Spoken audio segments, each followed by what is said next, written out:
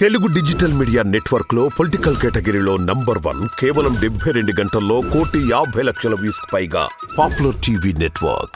Sir మీ పేరు? నా పేరు భాస్కర్ అండి. భాస్కర్ ఏం చేస్తుంటారండి? అది బిజినెస్ అండి. ఎట్లా ఉందండి బిజినెస్? బాగుందండి. అంటే బిజినెస్లు జగన్ వచ్చిన తర్వాత బిజినెస్లు ఏం జరగట్లేదని చెప్తున్నారు. అంటే అది తెలుగుదేశం అభిమానులు ఎవరైనా బిజినెస్లో ఉంటే వాళ్ళు అలా చెప్తున్నారు, కానీ బిజినెస్ బాగోలేదనేది ప్రజలు చెప్పాలా, లేదా అందులో పనిచేసే వాళ్ళు చెప్పాలా? వీళ్ళందరూ తెలుగుదేశం సానుభూతి పరులు ఉన్న చోట మీరు అడుగుంటారు, వాళ్ళు అలాగే చెప్తారు. సార్ మరి ఎలక్షన్స్ వస్తున్నాయి కదా, రాజమండ్రి ఎమ్మెల్యేగా ఎవరు గెలబోతున్నారు? ఎందుకంటే గత 2 దఫాలుగా అంటే టీడీపీ బీజేపీ పొత్తులో అప్పుడు ఇక్కడ బీజేపీ గెలవడం జరిగింది, తర్వాత ఎన్నికల్లో అయితే టీడీపీ గెలవడం జరిగింది. అయితే అంత గాలిలో కూడా ఇక్కడ టీడీపీ గెలిచింది. మరి రేపు 2024లో జరగబోయే ఎన్నికల్లో ఎవరు గెలబోతున్నారు? ఖచ్చితంగా వైఎస్ జగన్మోహన్ రెడ్డి గారు నిలబెట్టిన క్యాండిడేట్లు అందరూ గెలవబోతున్నారు. మా రాజమండ్రి ఎవరికైతే మార్గాని భరత్ గారు గెలుస్తారు. ఎందుకంటే ఆయన చేసిన అభివృద్ధి ఈ స్వాతంత్రం వచ్చిన తర్వాత రాజమండ్రి ఏర్పడిన ఈ 70 సంవత్సరాల కాలంలో ఎవరూ చేయనంత చేశాడు ఆయన. ఇప్పుడు మన వాళ్ళు ఎవరైనా దూర ప్రాంతాలకు వెళ్ళి ఉంటే ఒకవేళ ఇప్పుడు వస్తే ఇది మన ఊరు కాదేమో అనుకుంటారు, అంతలా అభివృద్ధి చేశాడు. రోడ్లు వెడల్పు చేయడం కానీ, కొత్తగా రోడ్లు వేయడం కానీ, కొత్త కాలనీలు నిర్మించడం కానీ, హరిత యువత కానీ, లేదంటే మన ఈ మ్యూజియం, దాన్ని ఏమంటారు, పురాతన వస్తువు మ్యూజియం చూసారా గోదావరి గట్న, అది కానీ, మన మోరంపూడి బ్రిడ్జ్ వేయడం కానీ, ఇంకా టీటీడీ వారితో ఈ గోదావరి గట్నే వాటర్ వర్క్స్ ప్లాంట్ తీసేసి అక్కడ దాదాపు ఒక 80-100 కోట్లతో అక్కడ గుడి కట్టబోతున్నాడు. రాయమండ్రి అనేక అభివృద్ధి, ఒకటేంటండి ఈఎస్ హాస్పిటల్ 100 కోట్లతో, అది కానీ 2 స్టేడియంలు కట్టబోతున్నాడు. ఒకటా రెండా, మన పిల్లల్ని మనం తీసుకొని ఏ ఊరు వెళ్ళక్కరా, ఇక్కడ ఉంటే చాలు, ఇవి చూడడానికే మనకి 6 నెలలు పడుద్ది. అంత చక్కగా అభివృద్ధి చేశాడు. అసలు ఇది బెంగళూరా చెన్నై అన్న స్థాయికి నగరాన్ని తీసుకొచ్చి ఇతను కానీ మళ్ళీ ఎమ్మెల్యే అయితే విశ్వనగరంలో చేరిపోతుంది మన రాజమండ్రి, అందులో తిరుగులేదు. వీళ్ళు అంటారా చిన్న ఇప్పుడు హస్తిమ శకమాంతర భేదం అంటారు చూసారా, అవి ఏనుగు వెళ్తుంటే ఎలకలు కూడా పరిగెడుతుంటాయి, కుక్కలు అరుస్తుంటాయి, అవన్నీ మనం పట్టించుకోకూడదు. ప్రజలకు మేలు జరిగిందా లేదా, ఒకే ఒక్కటి ఆయన నా వల్ల మీకు మేలు జరిగితే రాజమండ్రి అభివృద్ధి చెందితే నాకు ఓటేయండి అంటాడు. వీళ్ళు తెలియని వాళ్ళు ఆయన కేడర్ లేదు, లేకపోతే పడుకుంటాడు, లేకపోతే లవర్ బాయ్, లేకపోతే ప్లే బాయ్, ఇలాగే పిచ్చి పిచ్చి మాటలు మాడుతుంటారు.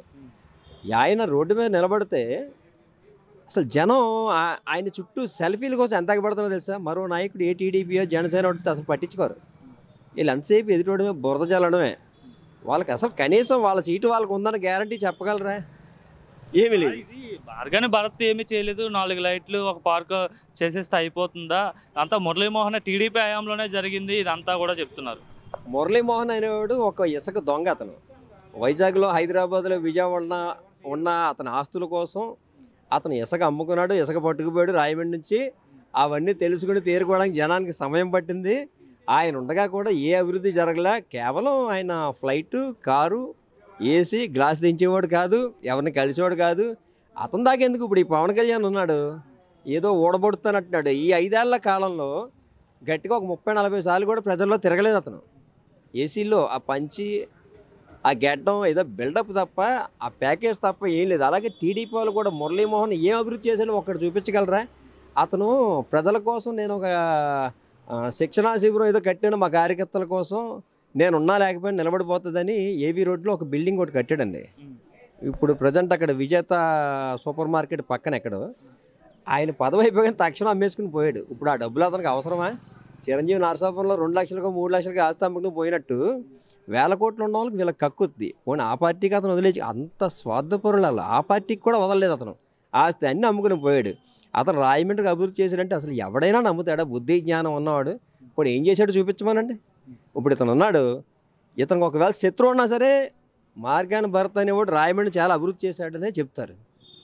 మీరు అటువంటి మాటలు నమ్మొద్దు. నిజంగా ప్రజలు మాలాటం వల్ల లేకపోతే ప్రజల్లో మీరు అడిగితే కరెక్ట్గా చెప్తారు మీకు. అంటే ఈయన ఒక సినిమాల్లో నటించి వచ్చాడు, ఆ యాటిట్యూడ్ చూపిస్తాడు, ప్రజలందరికీ దగ్గరగా ఉండడు, కేవలం 4 వీడియోలు చేసుకుని ఫేస్బుక్, ఇన్స్టాగ్రామ్లో వదులుకునే సోషల్ మీడియాలో వైరల్ అవుతుంటాడు తప్ప కనీసం పబ్లిక్కి అయితే రీచ్ ఉండడు, ఆయన దగ్గరలో ఉండని చెప్తున్నారు. అదంతా ఉత్తరండి. ఆయన సినిమా యాక్టర్ అయితే కావచ్చు, కానీ ఒక సినిమా చేశారు అంటున్నారు వీళ్ళు. అలాగే ఒకసారి ఎంపీగా కూడా చేశారు. కానీ ఇదే ప్రజలు కోరుకోవడం వల్ల రాష్ట్రం అభివృద్ధి చెందడానికి లేకపోతే రాజమండ్రి అభివృద్ధి చెందడం కోసం ఈయన ఆలోచించుకుని ఎమ్మెల్యేగా వస్తున్నాడు తప్ప వీళ్ళ నిందలేవి ఇది కాదు. అలాగే ఆయన వయసులో ఉన్నాడు, అందంగా ఉన్నాడు, దానికి తగ్గట్టుగా ఈయనలో యాటిట్యూడ్ ఉంది, డెవలప్ చేస్తున్నాడు. ఇప్పుడు మీరు ఈ వయసులో ఎవరైనా చూడండి, తాగి తందనాలు ఆడడమో ఈ వయసుకి కానీ ఒక ఎంపీ పదవి వస్తే ఢిల్లీలో అనేక అసాంఘిక కార్యక్రమాలు కానీ లేదంటే విందుల్లో కానీ పాల్గొనడం జరుగుద్ది. ఆయన ఒక్క విషయంలో కూడా మీరు ఏదైతే చూపించగలరా?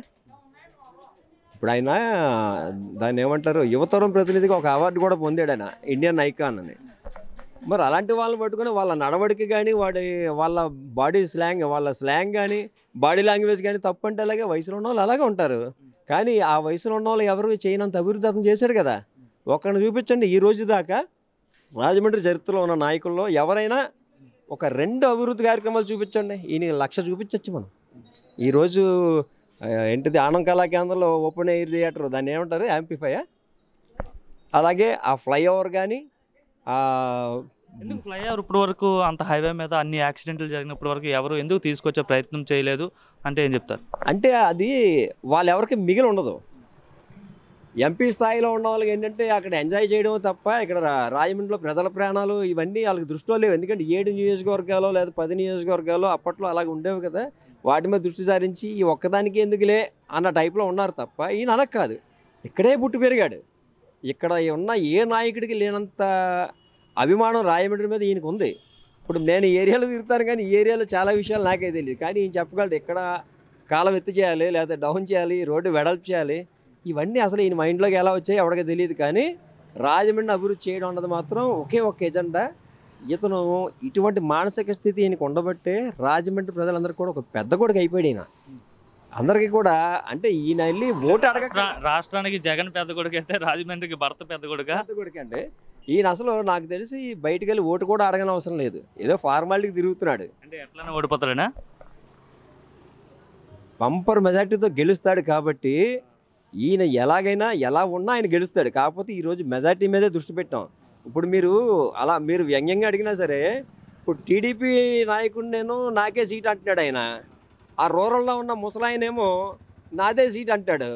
అక్కడ చెడితే ఇక్కడికి వచ్చేస్తాడు. 2014లో కూడా 2 B ఫామ్లు తెచ్చుకున్నాడు అతను టీడీపీ నుంచి. అతనికి ఇవ్వకపోతే చంద్రబాబు నాయుడుకి జీవితం లేదన్నట్టుగా అతను తెచ్చేసుకుంటున్నాడు సీటు. ఈరోజు భార్యల సీట్లు భర్తలకు ఇవ్వరాడు.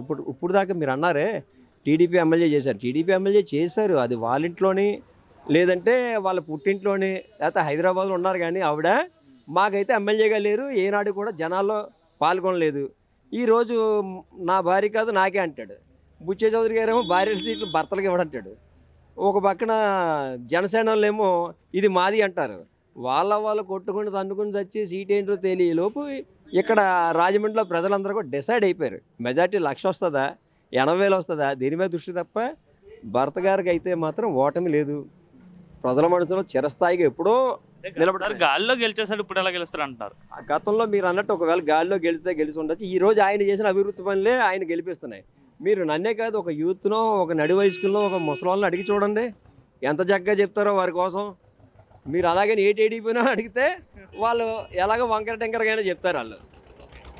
ఈరోజు వీళ్ళు ఏం చేస్తున్నారంటే జనాల్లో ప్యాకేజీ మనుషులు కొంతమంది పెట్టుకుని ఆ కిల్లీ కొట్ల దగ్గర బస్సుల్లో ట్రైన్లో మెయిన్ రోడ్లో ఎలా ఉందంటే, ఇప్పుడు వెళ్తున్న బండికి గాలిపోతే జగన్ వల్లేరా, సకాలంగా వర్షం జగన్ వల్లేరా, ఎవడో పెసరట్ ఎక్కువ జగన్ వల్లేరా, ఇలాగా వీళ్ళు ఒక రకమైన ఇది ఆ సామాజిక వర్గం చంద్రబాబు నాయుడు సామాజిక వర్గం పెయిడ్ బ్యాచ్ రెట్టి అలా సృష్టించడం వల్ల జనం కూడా అయోమయానికి గురయ్యారు ఎంతకాలం. కానీ ఇప్పుడు లేదు. ఒక్క క్షణం కళ్ళు మూసుకుని ఆలోచిస్తే ఎవరికైనా సరే ఎంతటి అభివృద్ధి జరిగిందా. మన ఇళ్లలోకి వాలంటీర్లు వచ్చి పెన్షన్ డబ్బులు ఇవ్వడం కానీ, అవసరమైన సర్టిఫికేట్లు ఇవ్వడం కానీ, లేదంటే ఏ పథకమైనా మన అకౌంట్స్లో పడడం కానీ, ఒక సెలవు పెట్టుకోవడం అవసరం లేకుండా అన్ని పనులు జరగడం కానీ, రాజమండ్రి ఇంత అభివృద్ధి చెందడం కానీ, ఇవన్నీ గుర్తుకురావా? ఓట్లు వేయక మాంతారా? గెలుస్తారంటారు ఖచ్చితంగా. చాలా మెజార్టీతో ఈ జిల్లాలో అత్యధిక మెజార్టీతో గెలిచేది భరత్ గారు, అలాగే గూడూరు శ్రీనివాస్ గారు, చెల్లుబైన వేణుగోపాల్ గారు. 3 టిక్కెట్లు కూడా బీసీలకి ఇవ్వడం నిజంగా జగన్మోహన్ రెడ్డి గారు ఈ మంచి వేళా విశేషంలో ఆయన తీసుకున్న నిర్ణయం. ఇక్కడ ఉన్న బీసీలకి కానీ అన్ని వర్గాల ప్రజలకు కూడా నచ్చిన అంశం ఇది. 3 బ్రహ్మాండమైన మెజార్టీతో గెలుస్తారు. మిగతా పార్టీలు డిపాజిట్లు కూడా దక్కవు.